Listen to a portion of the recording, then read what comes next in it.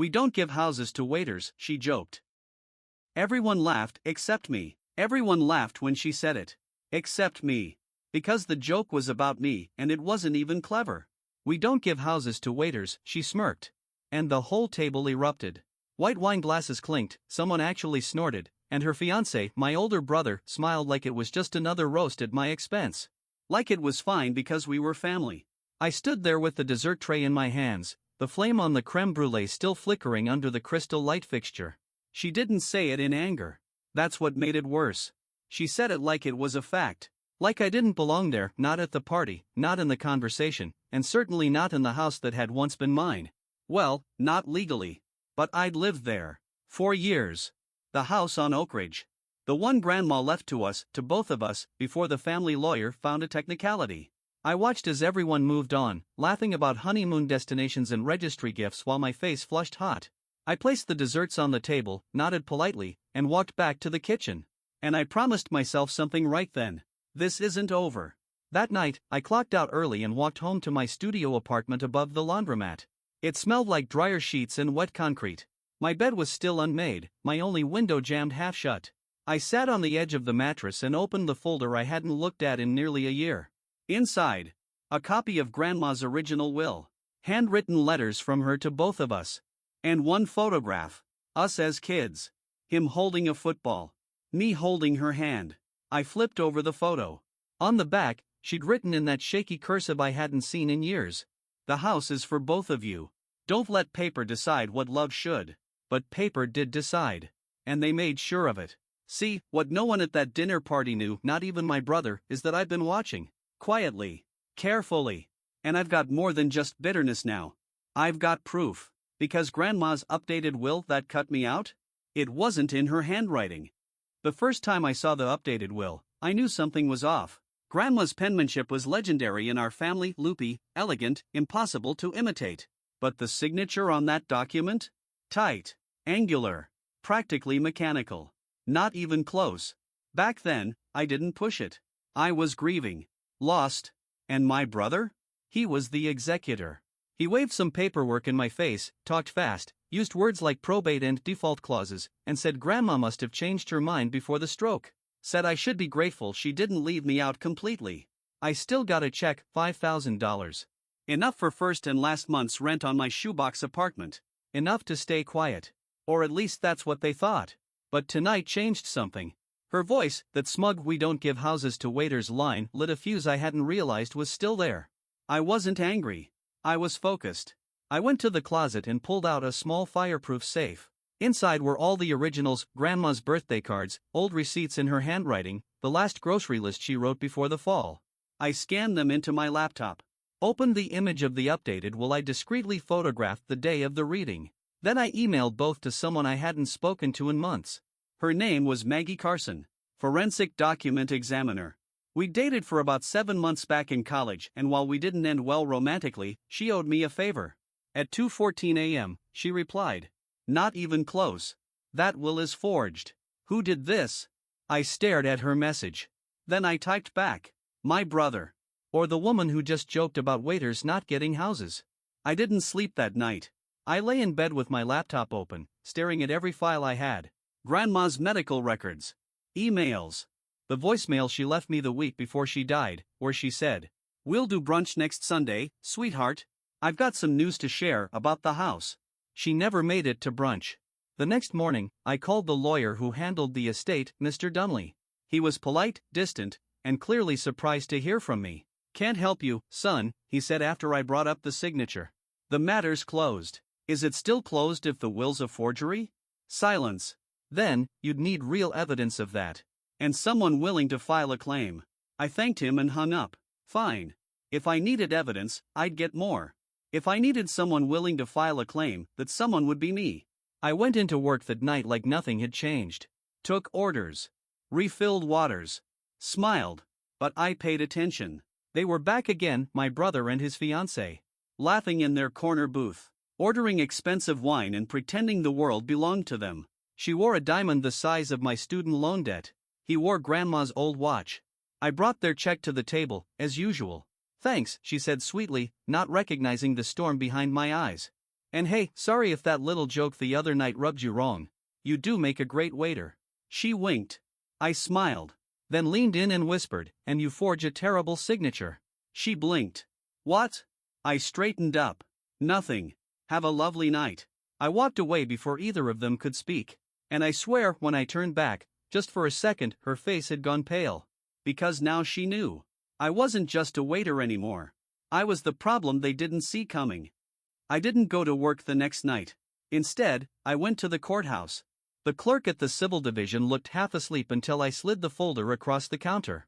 Inside, Maggie's signed forensic analysis, copies of Grandma's known handwriting, and the allegedly updated "Will that cut me out?"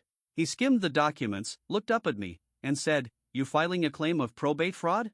"Yes," I said, steady as I could. "I'm alleging forgery." He handed me a pen. "You're gonna need a lawyer." Already done. I'd spent the last 24 hours emailing everyone I knew until I found one, a solo attorney named Grace Adler who specialized in contested estates and loved a good fight. She took one look at the files, told me I had a case, and agreed to help on contingency. "People don't expect the waiter to swing back," she'd said on the phone. "I think it's time we change that." By the end of the week, we filed the paperwork. And just like that, my brother got served. It happened at his fiancée's bridal shower. Apparently, the process server waited until she popped the champagne. Classy. I didn't plan it that way, but when I saw the photo online, the exact moment his face fell, still holding a mimosa and a chocolate-covered strawberry, I won't lie, I smiled. By the next morning, the calls started. First from him. Ignored. Then from my mom. "What are you doing, honey? This is family." "So was Grandma," I said, and hung up.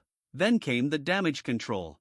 Texts from cousins I hadn't heard from in years, suddenly curious about how I'd been. A voicemail from my uncle asking to clear the air. And finally, her. My brother's fiancée. She asked to meet. Alone. No lawyers. Just to talk. We met at a coffee shop on the east side. She was already seated, sunglasses on the table, manicured hands wrapped tightly around a paper cup. "I didn't forge anything," she said quickly. "I swear. I just watched her. But yes," she continued, "I knew about it. I helped him find a handwriting sample. It was just supposed to be a backup plan. For when your grandmother got difficult." "She wasn't difficult," I said coldly. "She just didn't want him to marry someone who saw people as disposable." Her cheeks flushed. "That's not fair." "No," I said. "But it's accurate." She leaned in. "You could walk away from this with a settlement. No more courtroom. No more headlines. Just money." That's when I understood, they were scared.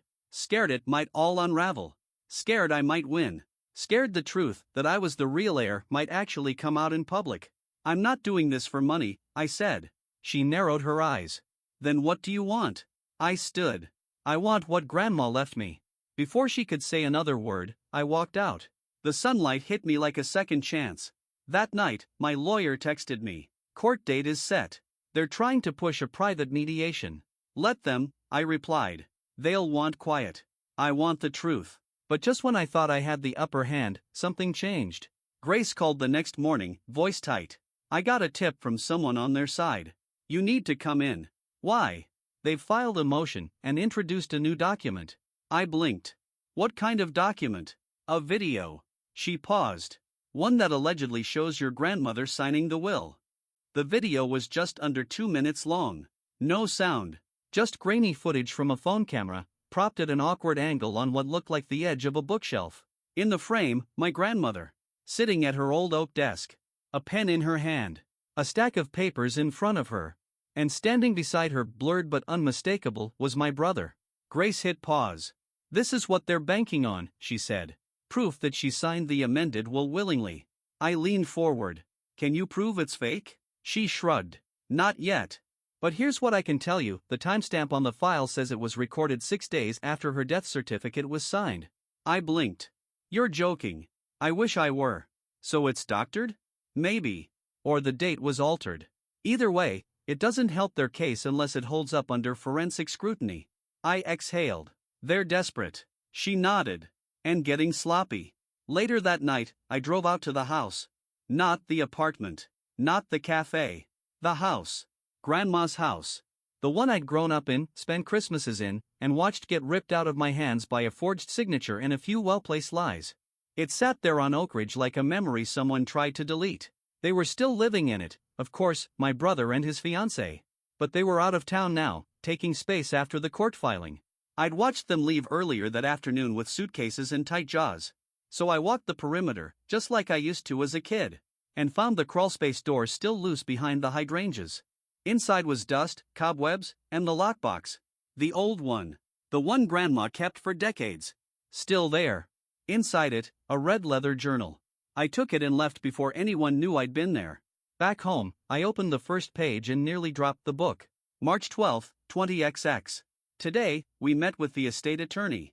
I told him I'm making some changes. I decided the house should go to both boys, but if anything happens, it goes to Tyler.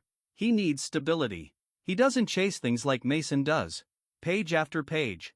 Entry after entry. And finally, on the last written date, just 2 days before her death. I don't trust Mason's fiancée. She's been pushing me to streamline things. Said I should sign new documents to avoid probate. I told her no. I don't like pressure. I want Tyler to know I see him. I trust him. That was it. Notarized video or not, this was her voice. Her truth. Undeniable. In her handwriting. In her words.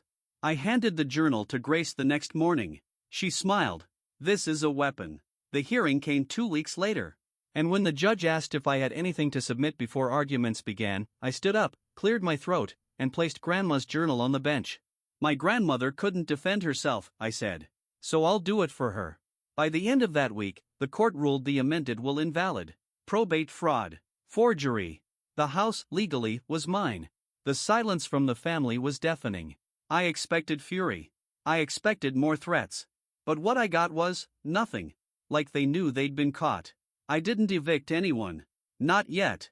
I gave them 30 days to move out. And when I walked into that house again, keys in hand, alone, I stood in the foyer and whispered, I made it, Grandma. I wasn't just the waiter anymore. I was the rightful heir.